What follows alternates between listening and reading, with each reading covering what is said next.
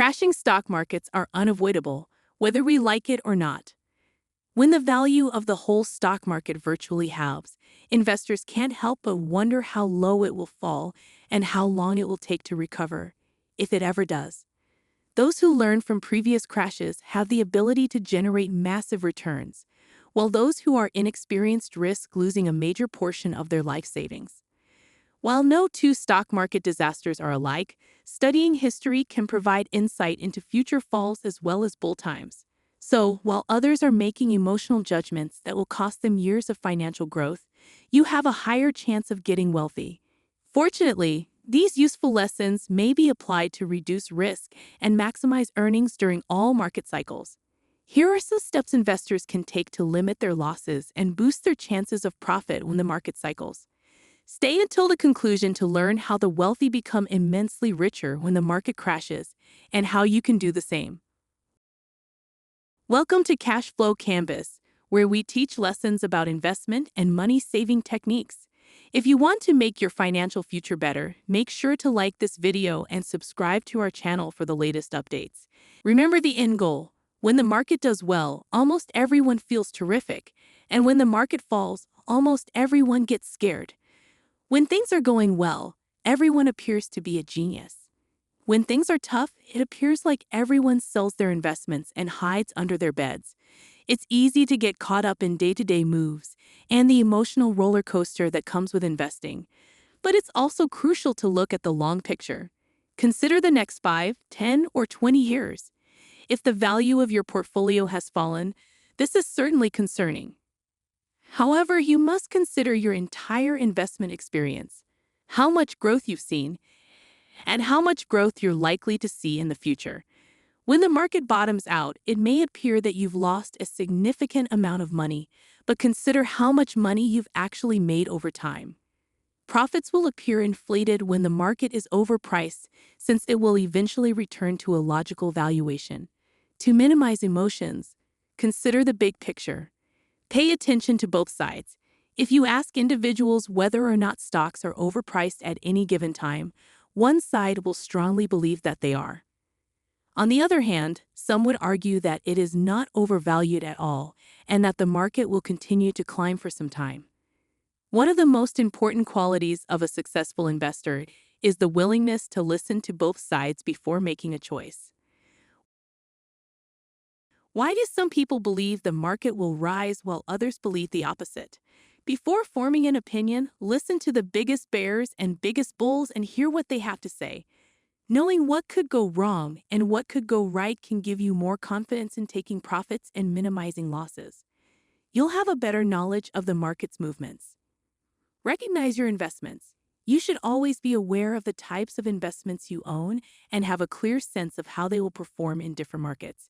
Do you possess any bonds that can minimize your downside when stocks drop? Or do you largely own aggressive ETFs that are highly volatile but generate massive gains when things are good? Different sorts of investments perform differently. For example, during the late 1990s dot-com bubble, technology equities were the most volatile, while travel stocks performed the worst during the 2020 crash. The technology stocks then outperformed in 2020. Why? Because everyone stayed at home. When selecting whether or not to invest in a product, research is vital to future success.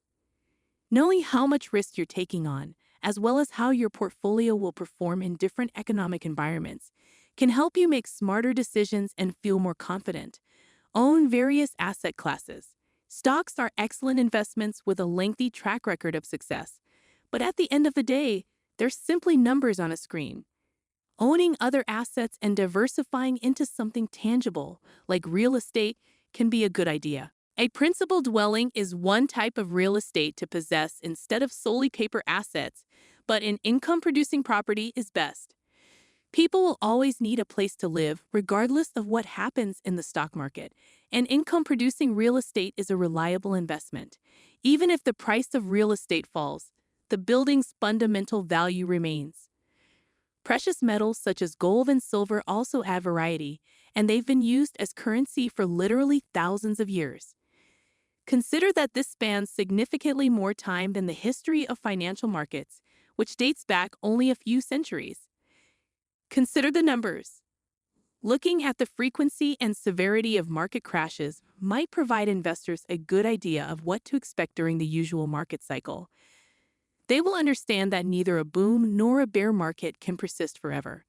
A bear market occurs when prices fall by at least 20% from their highs, while the average decrease is around 35%.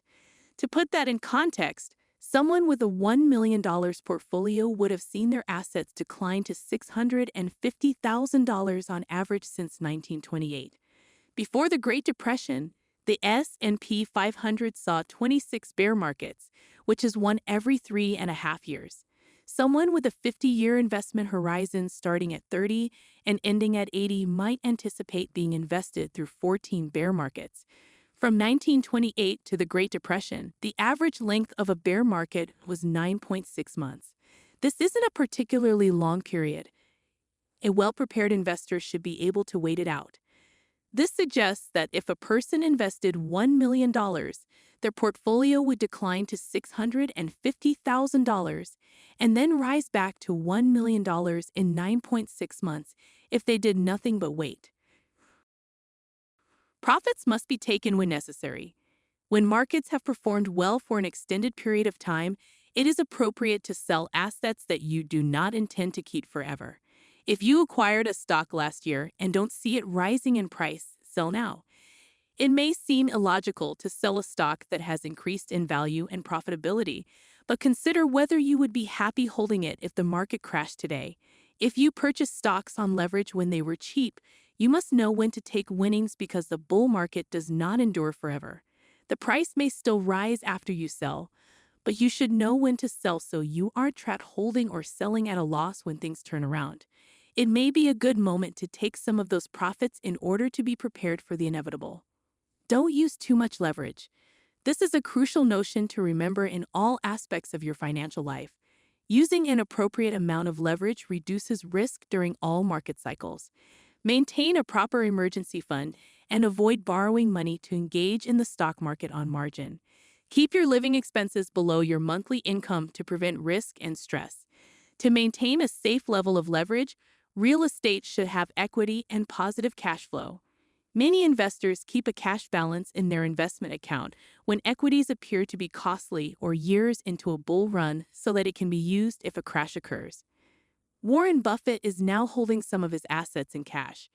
Dave Ramsey attributes his loss of millions of dollars on overleveraging when he first became wealthy in his 20s, driving him to get wealthy a second time without the use of debt at all.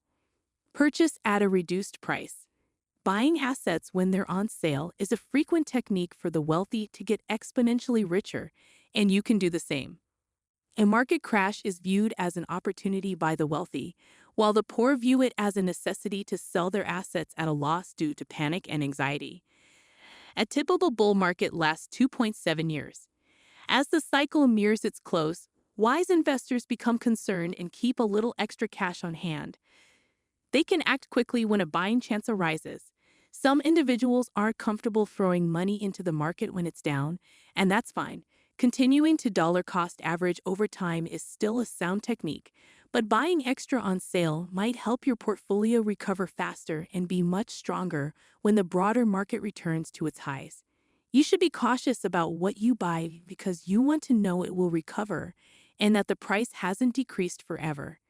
Investing in a Y market fund, such as the S&P 500, is an excellent approach to limit this risk, as the likelihood of 500 companies going out of business is essentially nil.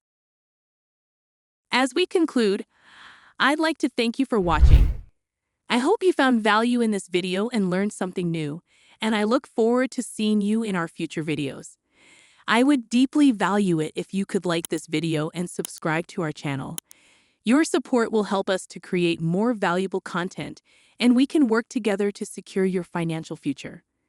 What are the key takeaways from this video that you can share in the comment section?